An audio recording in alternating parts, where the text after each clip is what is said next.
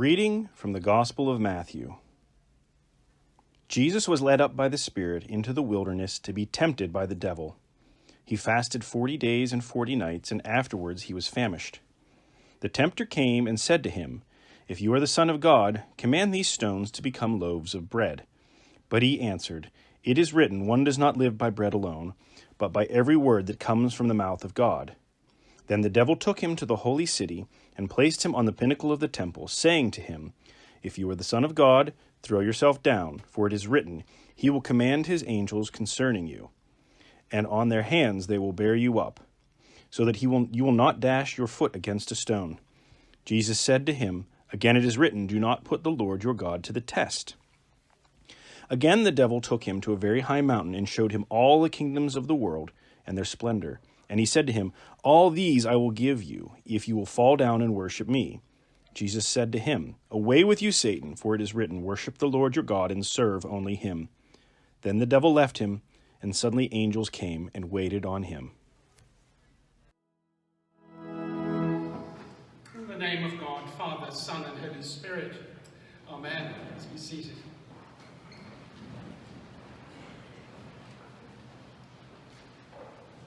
I don't know about you, but I am constantly beset by one temptation or another in life. I'll give you a few examples. Perhaps you can relate.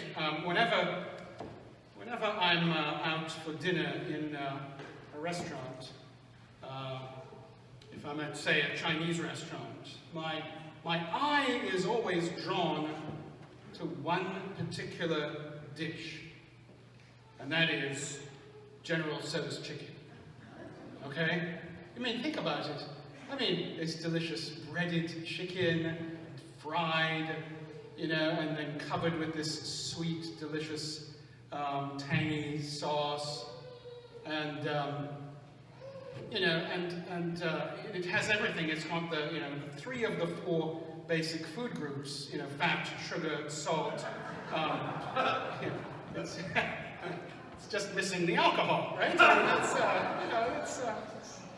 It's a great dish, but it is bad for me. I know it's bad for me, and I know my wife is always looking at me out of the corner of her eye, knowing what's going on in my head and waiting to pounce if I even have a hint that that's what I want to get. Or another example, late in the evenings when I'm at home and I'm tired and watching television or something, and I am invariably tempted to have something sweet.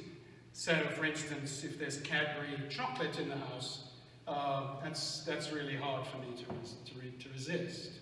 But I know it's not good for me. It's a temptation.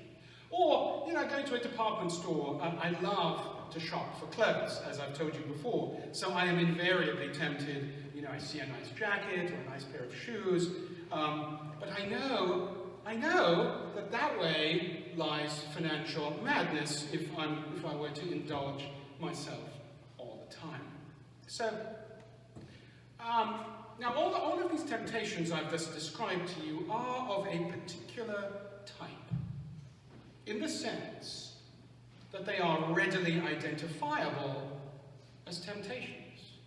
They involve a clear battle between craving and willpower, desire and rationality. And sometimes the cravings will win, but my rational self is also capable of winning if I am motivated enough and I spend the time wrestling with all the pros and the cons. But there is another type of temptation that is actually far more dangerous and therefore far more important for us as Christians. These temptations are very subtle, insidious even, perhaps. And they are that because they are temptations that we don't recognize as being temptations. They don't involve us being lured to do bad things or forbidden things, but rather to do good things, virtuous things even.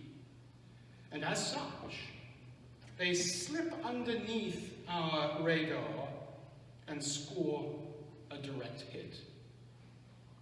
Now, I hope I've piqued your curiosity, because we are going to look at this class, this type of temptation today, because it's on display in the story of Jesus' temptation by the devil in the wilderness. So let's take a look at them.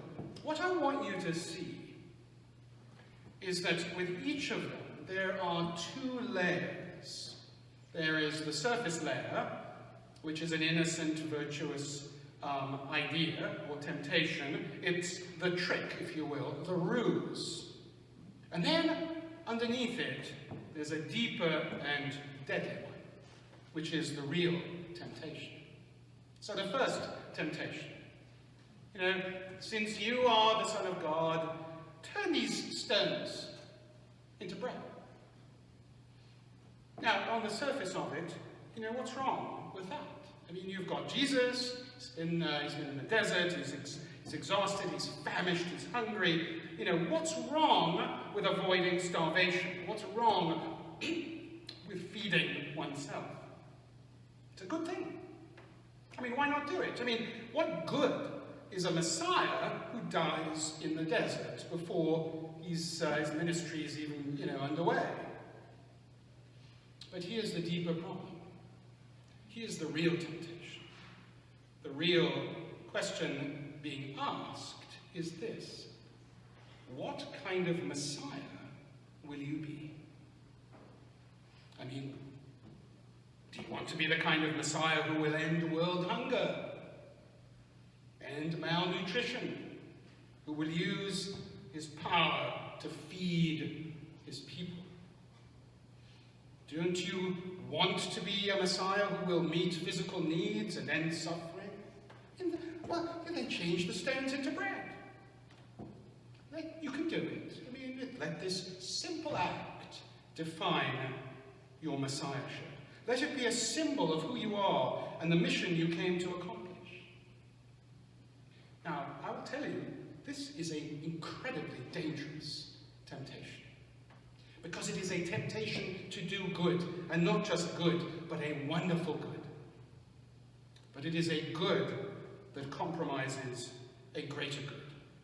It is one that eviscerates Jesus' actual mission to mankind, which is not to be a divine cure-all, which is not to be Superman, it's not to be some vending machine for human wants or needs even.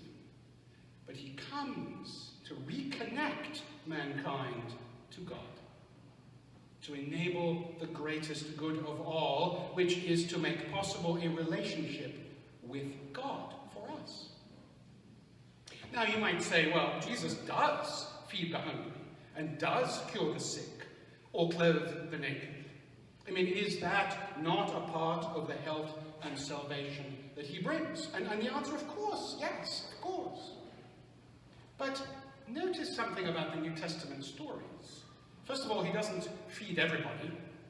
And secondly, he always does so not as an end in and of itself, as if to say, oh, look at me, look what I can do. See, that's not the priority. He always does it as a sign, an emblem of a much greater reality, a greater healing to which it points, which is the coming of the kingdom of God into the world and the ultimate defeat and vanquishing of evil. So Jesus recognizes this ruse, you see, and he says, no, not by bread alone does man live, but by every word that proceeds from the mouth of God. So his priority is to inaugurate the kingdom and to enable the world to grasp hold of a nobler existence for itself, one that is beyond mere survival. Second temptation. Throw yourself off this temple and God will rescue you. Now again, the surface implication is good. It's actually very clever, because it's designed as a direct implementation of Jesus' wishes that he's just expressed in the previous temptation.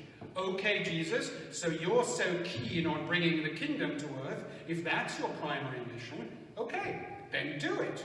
Once and for all. Why stay hidden? Prove it to everyone in plain sight, so they will follow you into that kingdom. Make it plain, win them over, give them no doubt. And you might say, boy, that's good, right? Why not? I mean, it's great marketing, right? The Jesus way, TM. It's great. But there's a deeper problem here. See, again, it goes to the issue of what kind of Messiah will you be? One who revels in party tricks? One who traffics in God's power in order to further his popularity or his following? One who is tempted, and here is the heart of the temptation. One who is tempted to use his power to protect himself, to be utterly invincible, to avoid harm, to avoid death, to avoid the cross. You see, and Jesus knows that to do the will of God does not protect him from harm. Love, by its nature, is sacrificial. Love opens up the possibility of pain and loss. And Jesus is to be a suffering Messiah. So, no, says Jesus, don't put God to the test.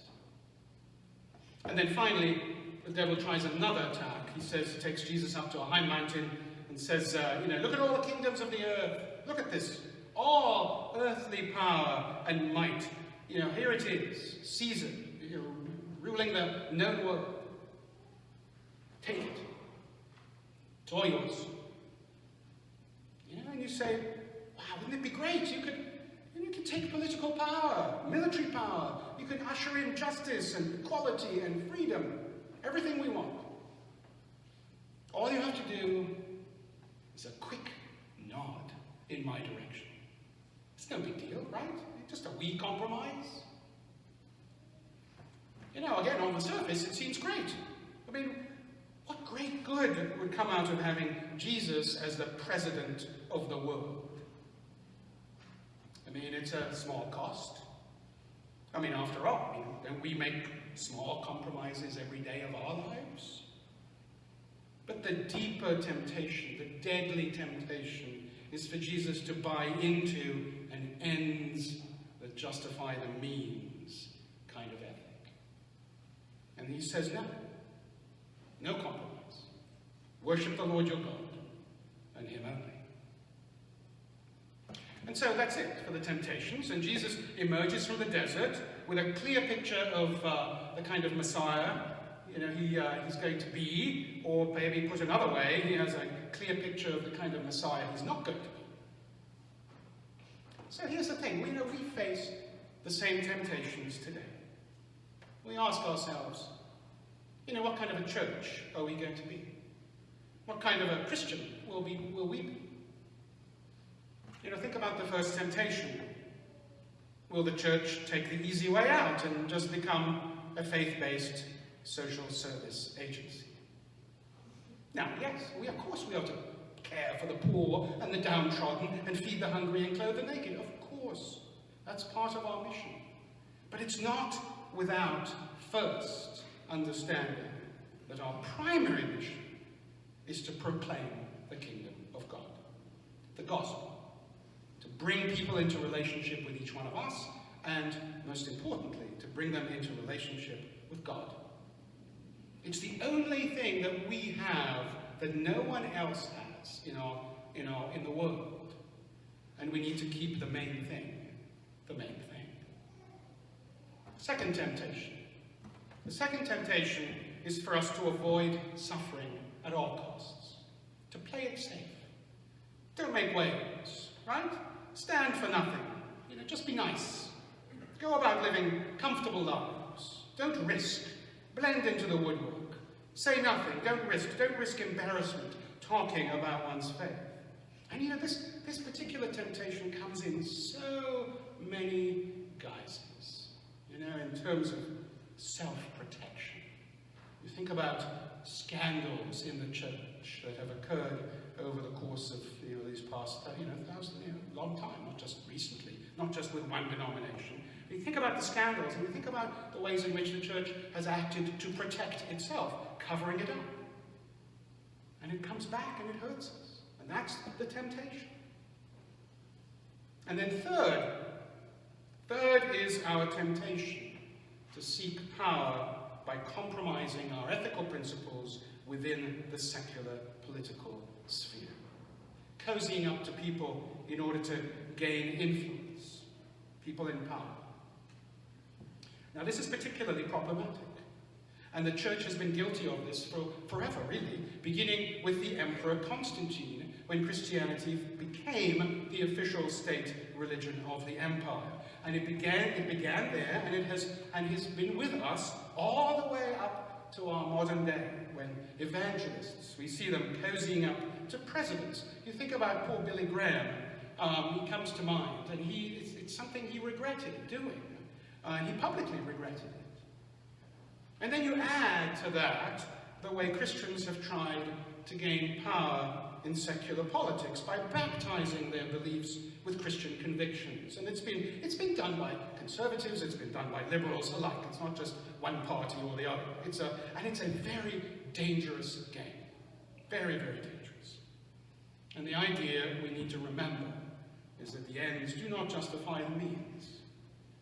And yet we're tempted, all the same. Nothing has changed in 2,000 years. Jesus had to wrestle with the question of what kind of Messiah he would be. This Lent and every Lent, we have to wrestle with the question of what kind of church and what kind of disciple we will be. To God be the glory now and forever.